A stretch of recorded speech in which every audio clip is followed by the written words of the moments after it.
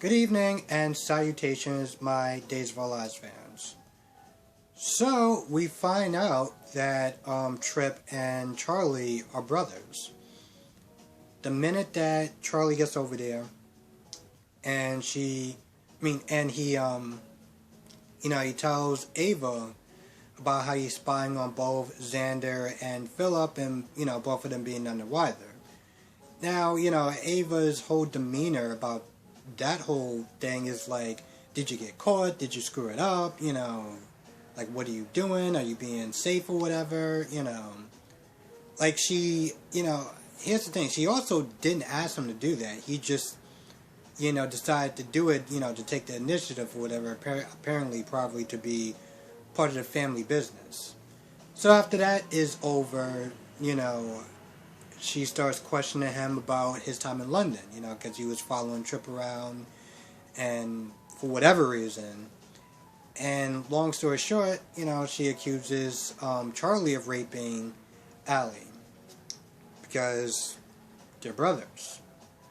So I thought that was pretty interesting. I mean, I knew that they were brothers because I read the comment section, but still seeing it on screen was just like, oh, this is crazy. This is crazy. So I'm curious about who the mother is, because it's clearly not Ava. By her demeanor, the way she's sitting there talking to Charlie, and plus, she wouldn't sit there and throw one son under the bus just to save another one. Maybe she would, I don't know, but I don't think she would. So I'm curious to sit there and see who the mother is. Besides that, that was pretty much the only interesting part about this whole episode. Because at that point, it just all goes downhill from there. We got Rafe and Nicole catching up, and all they pretty much do is, catch up. And Rafe just asks a really important question. Why didn't you tell him to stay? Why didn't you tell Eric to stay? And listen, we all know the real reason why he didn't stay was because either his contract ended, he wanted to leave, whatever the reason was, he left. But her whole explanation about how they're newlyweds, and that's her first love, and I'm like, and that's more reason to get him to stay. Not, oh, well, I understand that you have a mission to do, and I don't want to sit there and burden you by, my feelings or anything. Like, okay, like, seriously? It was so dumb sitting there listening to her explanation of why she let him go. Halfway through, I was like, yeah, I can't, like, listen to this. This is just dumb. So besides that, they talked about Hope, and, why she can't come back, and why it didn't work out, and this is all stuff that we already know. We already know that she's not coming back until she finds Sierra, and that she doesn't have any room in her heart for Rafe right now when she's still missing her daughter. So, yeah. And that was pretty much about it. That was literally the extent of their conversation. Now on the other side of town, we got Allie, because, she's just a gift that no one really wants. We got Allie, Claire, and Bella talking about the lawsuit. Allie's all like, this isn't about money, so it's not about money, but you want to sue the pants off of him. But no, it's not about money. Okay, I just, at this point, I don't even care. And that's pretty much it. They talk about the lawsuit and her vindication. And while I sound all smug about it, or just annoyed about it, which, let's be honest, I am, I want to point out that, again, I would not wish this on anyone. Even my worst enemy. So, while I do believe that she does deserve justice, I just don't feel like it's from Trip and this whole not really remembering and being half-ass drunk or whatever doesn't really help her case. So, besides that, they talk about the lawsuit, and then they talk about Charlie.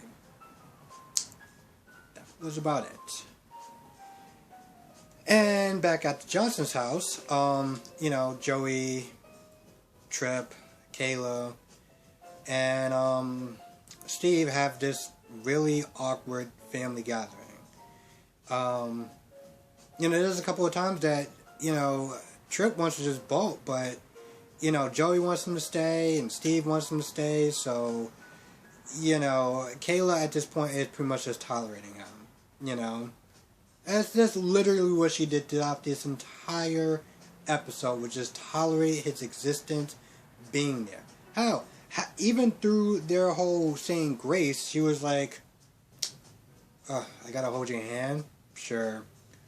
Whatever. That's not how she said it, but she held his hand, and then, Trip thanked her, which probably added on the guilt of how she feels, because she feels conflicted. And yes, I know, in her defense, the evidence does point against him.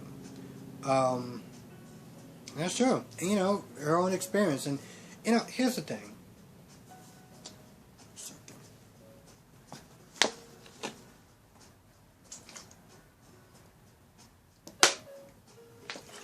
Well, somebody sit there and say that she shouldn't let her own experience color or muddy up the situation with Trip. Unfortunately, that's not how life works. And even on a subconscious level, our experiences do kind of shape how we perceive stuff in life. That's just unavoidable. We can try our best for the most part, but usually 9 times out of 10, we're letting our experiences shape how we do certain things. So yeah, they had the really extremely awkward dinner gathering, and then Trip headed out, and Steve, walked him out the house. Now the last scene, which, I'm not gonna lie, was another scene that was just, what was the point? And that's Ben and Sean talking about Ciara. They miss Ciara. They see Ciara everywhere. They talk about Trip a little bit. And then they go more about Ciara. They talk about Hope. And how Hope, she's still determined to find Ciara. Ben is kind of annoyed because, this is one of those, we're stuck in limbo. One way or the other way. He just wants to know what's going on. And yeah, that's pretty much about it. They just spend their entire time spent there mourning Ciara, and I would like to sit there and feel something in this scene other than just utter boredom and just, when is this over? Because, we all know that the actress either chose to leave or chose not to renew her contract, or whatever the reason is now we don't have a definition of, did they actually kill her off? If they're going to bring her back? And, this whole, we're going to bring her back as a ghost is just, so dumb. And it's just, every time I see Ben, I'm just like, so, what are we doing with Ben? What are we doing with Ben? Let's be honest, I haven't seen Ben in about nearly 2 weeks, give or take. And so I'm like, well, that's great. That's great. But he's still in the show, so could we, do something with him, or something? Besides him mourning Ciara every 5 minutes. Listen, I get it. I just need him to do something more. And I honestly told you, for this point, since Joey is back, I need him to do something. Listen, it's great that he's back, and he'll have his grace period about maybe 3, give it 4 episodes. But at that point, I need to see his characters do something. Because I feel like it's just kind of a waste of their talents and their time. And yeah, that was pretty much about it with the whole Ben and Ciara. Ben and Sean thing. Didn't go anywhere, and yeah, just really didn't go anywhere. So, with that being said, I'm not gonna lie, it was somewhat of a disappointing episode, except for the Ava and Charlie stuff, which was the best part. And yeah, also, if anyone's wondering what Vincent, or the actor Vincent, is doing now that he's not on Days, well, I kind of saw him in this really, really bad movie. So, yeah.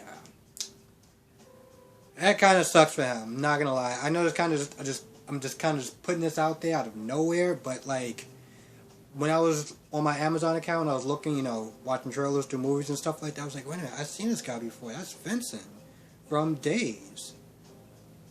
Man, he's in a really terrible movie. Oh my god, he's in a terrible movie. I'm not even gonna sit there and say the name of this movie because no person should ever have to witness this movie by choice. And with that being said, I'm gonna go. Thank you so much for watching. Somewhat of a disappointing episode, except for the Charlie and Ava stuff. Yeah. So if it's not a craptastic day tomorrow with the storm and everything, I'll be off and I can actually do this right after the episode is over, assuming that there's not interruptions and yada yada yada. Be safe. I will catch everyone in the next review. Thank you so much for watching.